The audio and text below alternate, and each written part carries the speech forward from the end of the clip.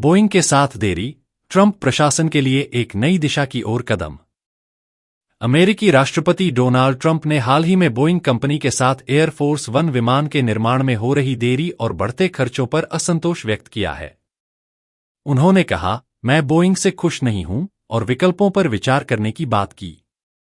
हालांकि उन्होंने एयरबस को इस परियोजना से बाहर रखा है।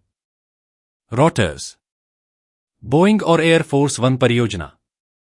2018 में बोइंग ने अमेरिकी सरकार के साथ एक अनुबंध पर हस्ताक्षर किए थे, जिसमें 2 नए 747 से 8 विमान 2024 के अंत तक प्रदान करने का वादा किया गया था।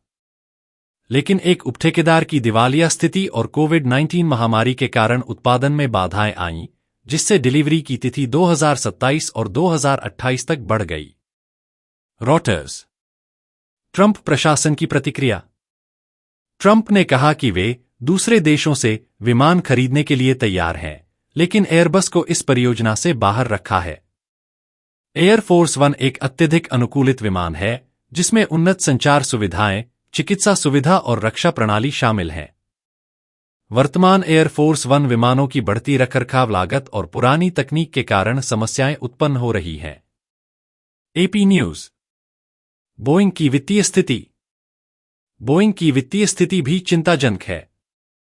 कंपनी ने पिछले वर्ष 11.8 अरब डॉलर का नुकसान दर्ज किया है और उत्पादन में देरी के कारण उसे 1.7 अरब डॉलर का प्रीटैक्स नुकसान हुआ है।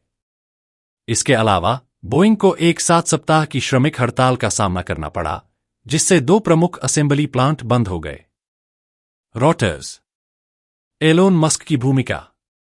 बोइंग के सीईओ केली ऑटबर्ग ने हाल ही में कहा कि स्पेसएक्स के CEO Elon Musk Air Force one परियोजना में देरी को दूर करने में मदद कर रहे हैं।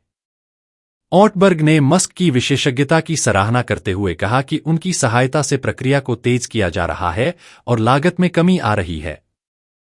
रॉयटर्स। भविष्य की दिशा।